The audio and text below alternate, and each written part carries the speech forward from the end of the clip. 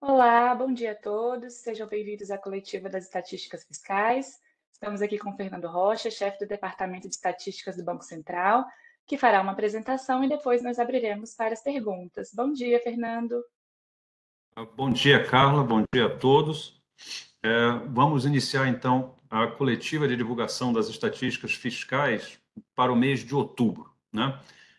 Como nas outras sessões desta semana, é preciso reforçar que essa divulgação estava originalmente prevista para o final de novembro, né? Esse é o padrão de divulgação das estatísticas do Banco Central, de 4 semanas de defasagem em relação ao fim do período de referência, o que é alinhado com as melhores práticas internacionais, né? Mas, em virtude da grave crise de pessoal que o BC vem enfrentando desde o ano passado, não foi possível, né, desta vez, assim como nas notas anteriores, cumprir o calendário como programado. Nós sabemos que esse atraso na divulgação estatística tem impactos relevantes para os usuários, que se veem privados das informações necessárias para suas tomadas de decisões, investimentos, análise de conjuntura, formação de expectativas e outros usos, né, que fazem das estatísticas. E, na minha opinião, né, esse é um risco importante, né, pelo qual o Banco Central vem atravessando na sua gestão de recursos humanos, de pessoas, porque, inclusive, olhando de forma perspectiva, né, na minha avaliação, há um risco de deterioração adicional, não apenas em relação às estatísticas oficiais, né, do Banco Central, mas todo o conjunto de serviços e entregas feitas pelo Banco Central para a sociedade, né? Na tarde de ontem, houve uma mesa setorial de negociação entre os servidores do Banco Central, as suas entidades representativas e o governo federal. Foi apresentado um exercício preliminar que está aquém das necessidades da situação atual do BC, né? Desse sentido, permanece a necessidade de uma pronta e efetiva solução para as inaceitáveis e injustas assimetrias remuneratórias que afetam os analistas e os técnicos do Banco Central em relação às carreiras congêneres da Receita Federal e da Polícia Federal, né? Nós esperamos, nesse sentido, que a mesa setorial consiga avançar na busca dessa solução efetiva, né? E que a próxima reunião seja marcada em breve, para que possam ser devidamente tratados, né, esses problemas e minimizados ou evitados os riscos que estamos enfrentando hoje. Bom, em relação às estatísticas, né, começando a divulgação a partir da tabela 1, como nós geralmente fazemos, o setor público consolidado foi superavitário no mês de outubro, um superávit de 14,8 bilhões de reais. Esse superávit, no entanto, representa uma redução de 45,4% em relação ao superávit primário de outubro de 2022, que atingiu 27,1 bilhões de reais, né? Quando nós olhamos o resultado primário consolidado dividido pelas esferas de governo que são responsáveis por esse resultado, o governo central, os governos regionais e as estatais, nós vemos que o governo federal é o principal responsável pelo nível alcançado pelo superávit, ou seja, o montante do superávit de 14,8 bilhões, ele ocorreu fundamentalmente em função do resultado do governo central, né? O governo central foi superavitário no mês de outubro em 19,5 bilhões de reais. Vocês podem ver que o resultado primário do governo central foi até superior do que o resultado primário do setor público consolidado, né, como um todo, em função de déficits ocorridos nas demais esferas, né? Mas também no caso do governo central, houve uma redução, né, no superávit primário. Eu acabei de mencionar que o superávit primário, em outubro de 2023, do governo central, atingiu 19,5 bilhões, enquanto que em outubro de 2022, esse mesmo resultado, né, o superávit primário do governo central, havia sido de 30,2 bilhões de reais. Ou seja, não só o governo central foi responsável pelo nível, né, do superávit do setor público consolidado atingido no mês de outubro de 2022, como também foi a esfera de governo mais relevante para a variação deste resultado, né? nós vimos que o resultado primário do setor público consolidado, ao passar de 27,1 bilhões em outubro de 22 para 14,8 bilhões em outubro de 23, teve uma redução de 12,3 bilhões. O governo central, né, nos seus resultados, foi responsável por 10,8 bilhões desta variação de 12,3. Né? O resultado primário do governo central passou de um superávit de 30,2 bilhões para um superávit de 19,5 bilhões. Né?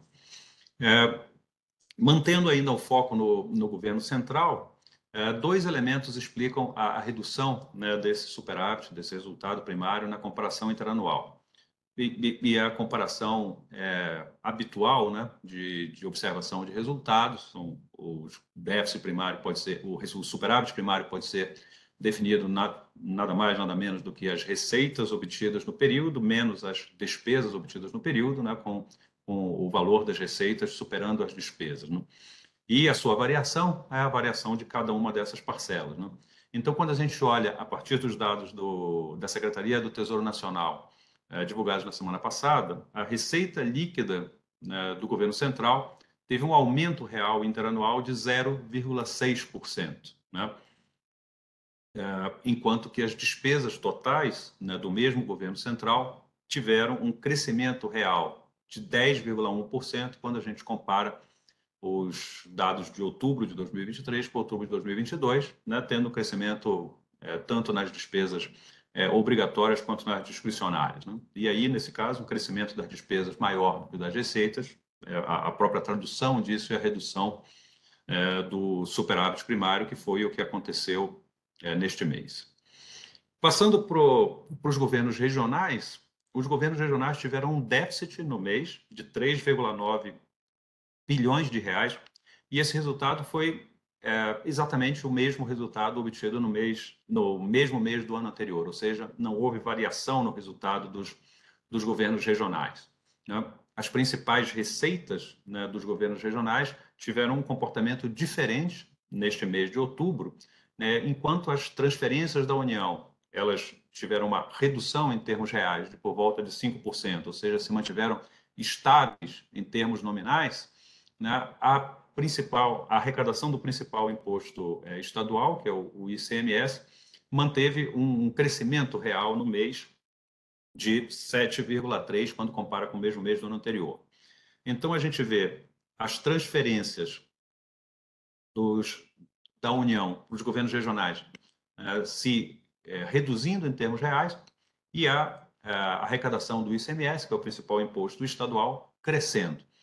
Então, quando a gente olha o resultado dos governos regionais na tabela 1, nós vemos a manutenção do resultado estável, déficit de 3,9 bilhões em outubro do ano passado, 3,9 bilhões em outubro deste ano, mas quando a gente olha por esfera, a gente vê uma diferença. Né? Os governos estaduais reduziram o seu déficit nessa mesma base de comparação, e aí a gente tem uma contribuição do aumento das receitas, né, com o ICMS, enquanto que os governos municipais, eles pioraram, aumentaram o seu déficit no período, e aí, possivelmente, as transferências, né, explicam melhor esse resultado. De qualquer forma, né, a gente teve uma melhora nos governos estaduais e piora nos estaduais, mantendo equilibrado o resultado, né, dos governos regionais, e a gente tem indicações para isso no comportamento das fontes de receitas dessas esferas. Né? Bom, quando a gente passa para o resultado acumulado no ano, que está na tabela 2, nós podemos ver um superávit, um resultado primário do setor público consolidado, né, apresentando um déficit de 82,3 bilhões de reais no período de janeiro a outubro. Né? Tal como no resultado do mês de outubro e o que a gente vem vendo ao longo dos últimos meses, este resultado do setor público consolidado de janeiro a outubro é uma piora em relação ao resultado observado de janeiro a outubro de 2022. De janeiro a outubro de 2022, houve um superávit primário de 157,9 bilhões, que em janeiro a outubro deste ano se transformou num déficit primário de 82,3 bilhões. Né? Também nesse caso, se a gente olhar o balanço entre receitas e despesas, a gente vai ver, né, uma redução de receitas e aumento de despesas, né? Isso fica mais evidente quando a gente trata dos resultados do governo central, né? O governo central, de janeiro a outubro de 2023, teve um déficit primário de 98 bilhões de reais e, no mesmo período do ano passado, houve um superávit primário de 65,3 bilhões de reais. Com isso, a gente tem uma virada no déficit, uma virada no resultado, né, de superávit para déficit, que soma 163,3 bilhões de reais. E aqui, no caso do governo central, quando a gente pega aquele mesmo número, a receita líquida real, na comparação interanual, ou seja, a receita líquida real de janeiro a outubro de 2023 contra a mesma receita líquida real de janeiro a outubro de 2022, houve uma redução de 3,3%. Já na parcela da despesa total, quando a gente calcula dessa mesma forma, valores reais acumulados ao longo do ano e na comparação dos dois períodos, a despesa total cresceu 5,7%. Então, dessa forma, né, a gente tem a explicação da variação de resultados do governo central no período. Também no mesmo período de janeiro a outubro de 2023, na comparação com o mesmo período de 2022, houve uma redução do resultado na esfera dos governos regionais. Os governos regionais haviam sido superavitários nos primeiros 10 meses de 2022 em 87,2 bilhões de reais, e esse superávit primário, né, foi mantido, ou seja, os governos regionais no acumulado do ano permaneceram com superávites primários, mas eles foram menores, né? O superávit primário de janeiro a outubro de 2023 atingiu 18,6 bilhões de reais. E nesse caso, a gente teve uma redução, né, tanto das transferências, por volta de 6,6% em termos reais, quanto do ICMS, também 5,9% em termos reais, variações bastante similares, que ajudam a explicar, né, pela redução da fonte das receitas, essa redução, né, do resultado dos governos regionais, né? Por fim, a última comparação temporal que a gente usualmente faz nas estatísticas fiscais, né? Apresentamos o resultado do mês, o resultado do acumulado do ano, e nos últimos 12 meses, ou seja, o período que vai de novembro de 2022 até outubro de 2023, o setor público consolidado teve um déficit primário de 114,2 bilhões de reais, o que equivale a 1,08% do PIB, né? Nós temos visto nessa métrica de 12 meses, né, um crescimento desse resultado deficitário desde junho, né? Ou seja, até antes de junho, até maio, havia um superávit primário, a gente viu essa redução do superávit primário, se transformou em déficit no mês de junho, e de lá para cá a gente tem visto um crescimento desse déficit. Esses 1,8% do PIB de déficit do setor público consolidado, ele é composto de um déficit de 1,2% do PIB do governo central, desculpe, né? Ou seja, 1,08% do PIB de déficit do governo do setor público consolidado, 1,2% do PIB de déficit primário do governo central. No caso dos governos regionais, o déficit é bastante pequeno, de 3,7 bilhões, o que dá 0,03% do PIB, e na esfera das estatais também o déficit é de 0,02% do PIB, compondo assim o resultado primário do setor público consolidado, né? Continuando nos resultados fiscais, depois de apresentar os resultados primários, nós vamos passar para os juros, né? Os juros que nós apresentamos na nota, também nas tabelas 1, 2 e 3, eles são os juros nominais apropriados por competência sobre o estoque da dívida líquida do setor público. A dívida líquida do setor público, pela própria definição, ela tem ativos e passivos, né? Todos eles rendem juros. Os ativos são, por exemplo, as reservas internacionais, o passivo, tipicamente são os títulos públicos, os títulos da dívida pública mobiliária federal. Ambos rendem ou pagam juros, e esses juros são apropriados por competência diariamente, ou seja, a partir de cada indexador. Os juros nominais incidentes sobre a dívida líquida atingiram 61,9 bilhões de reais agora em outubro de 2023. Esse valor é maior do que a conta de outubro de 2022, que foi de 41,6 bilhões. Esse aumento, né, ou seja, de praticamente 50%, passar de 40% para 60%, grosso modo, ele se deveu ao impacto dos swaps sobre esses resultados. Os swaps são aquelas operações feitas pelo Banco Central em que se troca resultados de taxa de juros com taxa de câmbio, e nesse resultado dos swaps, quando o Banco Central tem um ganho, ele equivale a uma receita de juros, ou seja, diminui o valor dos juros nominais. Quando o Banco Central tem uma perda, ele equivale a uma despesa de juros, aumentando o valor dos juros nominais. Então, em outubro de 2022, o ganho com swaps foi de 12,8 bilhões, ou seja, diminuindo essa receita, essa conta de juros. Sem esse valor, a conta de juros teria estado por volta de 54 bilhões, enquanto que em outubro de 2023, o efeito dos swaps foi bem menor, um ganho de 1,8 bilhão, ou seja, sem os swaps, a conta de juros seria algo como 63,7 bilhões. Então, muito embora os números efetivamente ocorridos tenham representado esse aumento de 49% dos juros, se nós excluirmos esses efeitos dos swaps, esse aumento teria sido bem menor, na faixa de 17 bilhões, aqueles números que eu mencionei, passando de 54,3 para 63,7.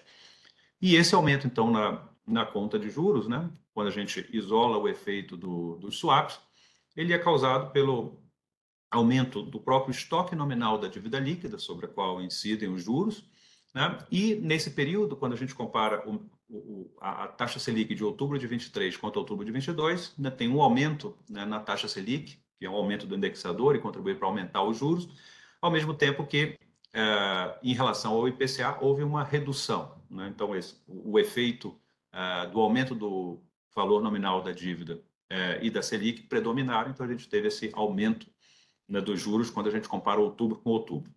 Como os juros são apropriados por competência, nós também podemos fazer a conta do mês de outubro contra setembro. E aí, os dados estão na tabela 1. No mês de setembro, os juros foram de 81,7 bilhões, se reduzindo em outubro para 61,9.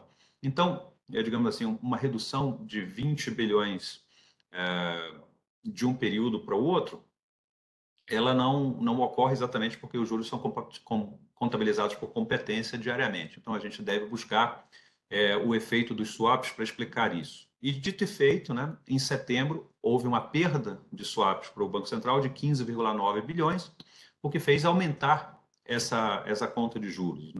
Ou seja, sem esse efeito, os juros em setembro teriam sido algo como 65,8, 66 bilhões. Ou seja, se a gente excluir os swaps, teve uma ligeira variação para baixo, uma ligeira variação para menos dos juros na passagem de setembro para outubro, mostrando essa, digamos assim, maior estabilidade que se espera numa compilação que é feita pelo critério de competência. Quando a gente passa para os juros acumulados no ano, nos 10 primeiros meses, de janeiro até outubro, os juros atingiram 610,8 bilhões de reais em janeiro a outubro de 2023, o que representou um aumento em relação aos 477,1 bilhões de janeiro a outubro de 22. Nesse caso, nós tivemos também, claro, o aumento do valor nominal da dívida líquida, um aumento da taxa Selic, contrabalançado pela variação do IPCA. Por fim, quando a gente olha o acumulado de 12 meses, cujas informações estão na tabela 3, os juros atingiram 6,8% do PIB, 6,80%. Isso representou um aumento em relação ao mês anterior. O mês anterior era 6,65% do PIB, e a gente pode ver também aqui né, uma tendência de crescimento nos últimos meses, ali no segundo semestre deste ano, a partir de julho ou agosto, né? Com esses resultados, o resultado primário e o resultado da conta de juros, nós chegamos ao déficit nominal, que é o resultado fiscal dos fluxos, o resultado mais abrangente dos fluxos fiscais. O déficit nominal, nos 12 meses encerrados em outubro, atingiu 834,3 bilhões de reais, o que equivale a 7,88, 7,9% do PIB. E como a gente viu, um crescimento nos seus dois componentes também. No déficit nominal, ele apresenta uma trajetória de elevação. Bom, finalizados os principais resultados dos fluxos fiscais do período, eu queria passar para os resultados da dívida pública, seja a dívida líquida, seja a dívida bruta, né? Começando pela dívida bruta, esses números estão na tabela 4. Começando pela dívida líquida, esses dados estão na tabela 4. A dívida líquida é o agregado de endividamento público mais abrangente, porque ela inclui não só todo o setor público, todas as esferas do setor público, que nós acabamos de mencionar, mas ela inclui também os ativos e passivos, né? Nesse caso, a dívida líquida do setor público atingiu 60% do PIB em outubro, que é exatamente o mesmo resultado do mês de setembro. Ou seja, a dívida líquida na passagem de setembro para outubro permaneceu estável.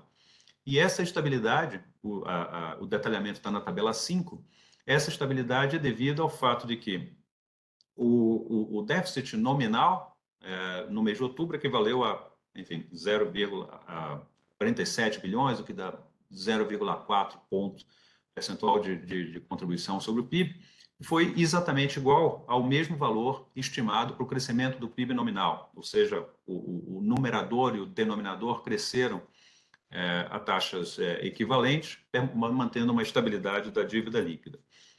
Quando a gente olha os números da tabela 6, que faz essa mesma conta, né, dos fatores condicionantes para os fluxos acumulados no ano, comparando o acumulado até outubro com o valor atingido em dezembro do ano passado, nós vemos que a dívida líquida cresceu 2,9 pontos percentuais do PIB no ano. Ela era de 57,1% do PIB em dezembro de 2022, passou a 60% do PIB em outubro de 2023. Nesse caso, os dados estão na tabela 6, né? O aumento, né, do déficit nominal, o déficit nominal registrado nos 10 primeiros meses do ano foi superior ao aumento estimado para o crescimento do PIB nominal. Com isso, a gente vai para a dívida bruta, né, do governo geral.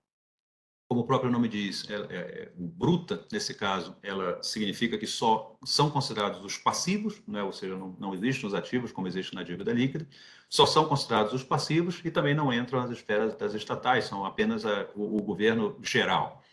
Nesse caso, a dívida bruta, que o percentual é maior porque não inclui os ativos, né? Reduzindo o seu montante, a dívida bruta atingiu 74,7% do PIB agora em outubro. Isso representou um aumento de 0,3 ponto percentual do PIB em relação a setembro. No mês de setembro, esse valor era de 74,4% do PIB. E quando a gente olha os resultados do acumulado no ano, né, ou seja, um aumento de 74,4% para 74,7% do PIB no mês, de setembro para outubro. E quando a gente olha o acumulado do ano, em dezembro de 2022, a dívida bruta era de 72,9% do PIB, aumentou 1,8 ponto percentual no ano até o momento, chegando a 74,7%. Bom, esses eram os principais resultados, tanto dos fluxos fiscais no período, quanto das duas medidas mais usuais do endividamento público, que eu queria apresentar aqui hoje para vocês. Devolvo a palavra para a Carla, para ela organizar a sessão de perguntas, né, que vocês tenham. Muito obrigado. Obrigada, Fernando. Vamos abrir para as perguntas agora. Quem tiver, basta habilitar a mão aqui no sistema e clicar no pop-up que vai abrir na tela de vocês. A gente já tem aqui uma pergunta do Alex, Fernando. Pois não.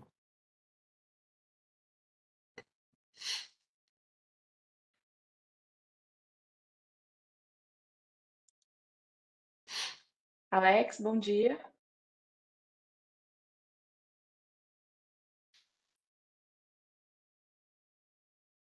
Alex, nos Se já escuta? tiver. Bom dia, Carla. Bom dia, Fernando. Vamos lá. Ó, saíram ontem os dados do PIB do terceiro trimestre e incluíram também uma revisão aí dos números mais para trás, né?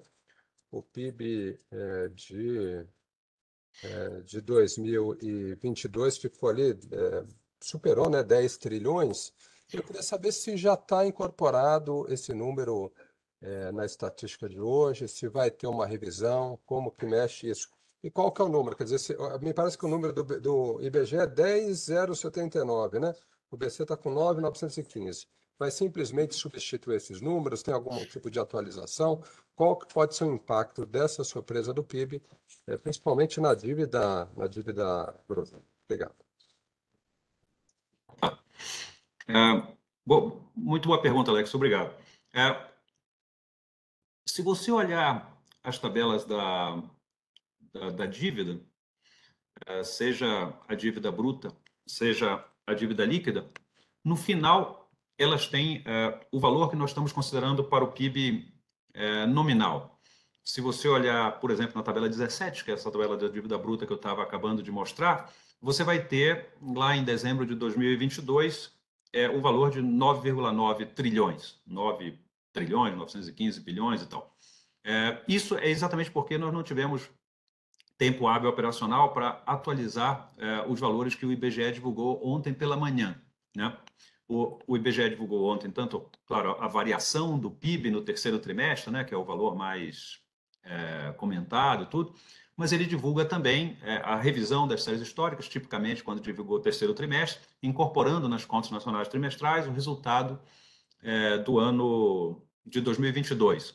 Ele anteriormente já havia divulgado as contas nacionais anuais para 2021, né? Esse é o novo, digamos assim, ponto de partida em termos nominais. Depois ele divulga as contas nacionais trimestrais, os PIBs trimestrais, e na divulgação de ontem isso foi atualizado e feito consistente, né? Então, as contas nacionais trimestrais, em termos do valor nominal do PIB, passaram a partir lá da base de 2021 e considerar todos os trimestres depois disso, né? Além dos dados que o IBGE divulga, quando o IBGE divulga esses dados, nós precisamos incorporar esses dados na nossa base de dados. Mas, além de incorporar o valor nominal que o IBGE divulga, nós fazemos também a distribuição proporcional desses dados do trimestre por mês a mês, que nós chamamos de mensalização. Então, nós temos os dados de cada trimestre, os dados das contas nacionais anuais de 2021, que precisam ser mensalizados, né? Primeiro, eles são trimestralizados pela própria divulgação do IBGE, que foi atualizada ontem, depois eles são mensalizados, e aí atualizados em toda a série.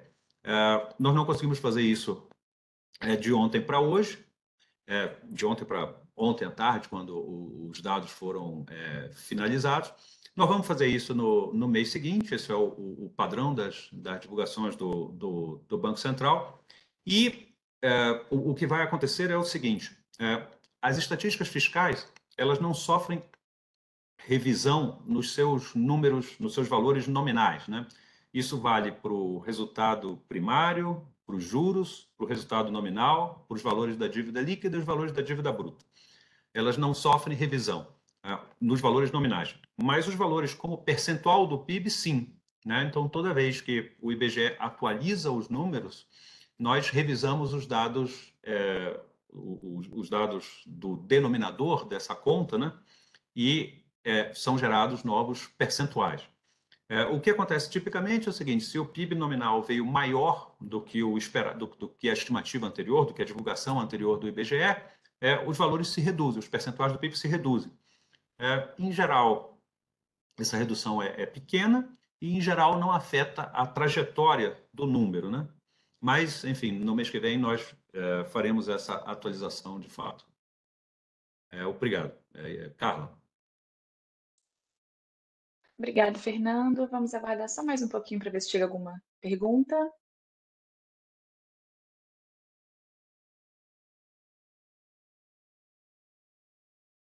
Bom, eu acho que não temos mais perguntas. Gostaria de acrescentar mais alguma coisa? Só um comentário que me ocorreu. Provavelmente os jornalistas, o Alex, os colegas não vão querer esperar o próximo mês e tal. Então, a conta é muito simples, né?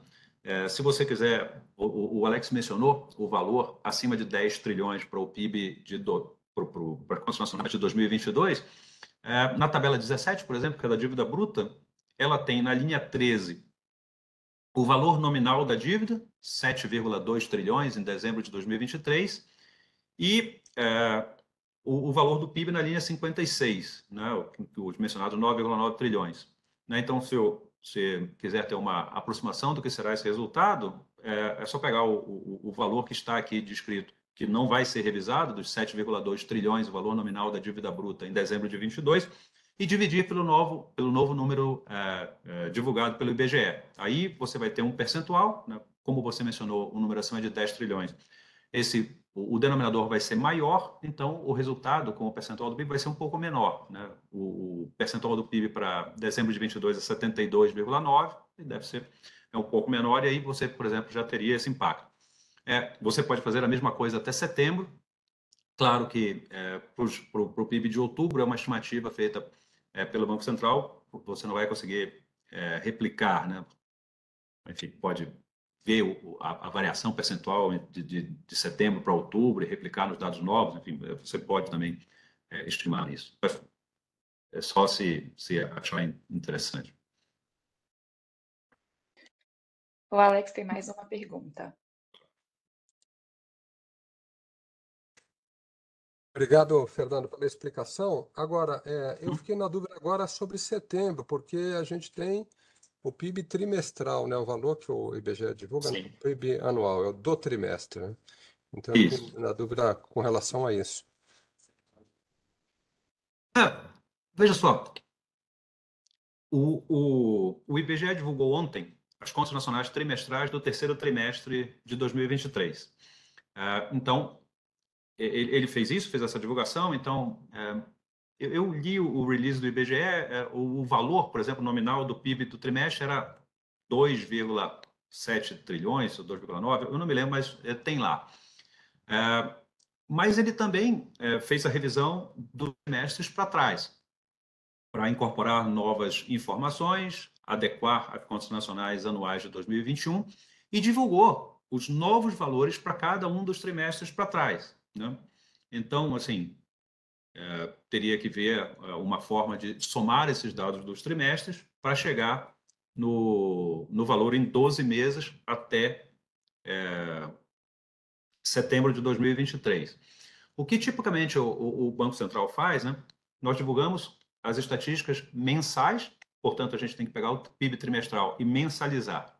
Mas como nós divulgamos as estatísticas mensais com um mês de defasagem nas condições normais de temperatura e pressão, a gente também está sempre divulgando pelo menos um mês que o IBGE não divulgou ainda, o PIB. Né? Então, por exemplo, quando a gente divulgou o dado de setembro, a gente só tinha o PIB até junho. Então, julho, agosto e setembro eram estimativas que o Banco Central fazia, né, pegando a última informação do IBGE, projeções de PIB para frente e mensalizando esses resultados e gerando o valor nominal. Né? Claro, o IBGE divulga tanto a variação real, quanto o deflator, quanto o último valor nominal. Então, tipicamente, a gente pega o último valor nominal publicado, uma estimativa do que vai ser a variação real, uma estimativa do que vai ser o deflator, e geramos esses números do PIB mensal. Então, assim, claro, pode ter uma dificuldade de replicar essa conta, os números não vão ser exatamente iguais, mas, enfim, no mês que vem nós teremos esses dados atualizados, né? Mais uma estimativa do impacto, talvez já possa ser feita agora, ou pela própria imprensa, ou pelas fontes de mercado, enfim, se achar que é uma pauta relevante. Carla. Obrigada, Fernando. Não temos mais perguntas. Gostaria de acrescentar mais alguma coisa? Não, só agradecer a todos pela participação, desejar um bom dia para todos e, enfim, no fim do mês teremos mais divulgação de estatísticas do Banco Central. Muito obrigado. Obrigada, bom dia a todos.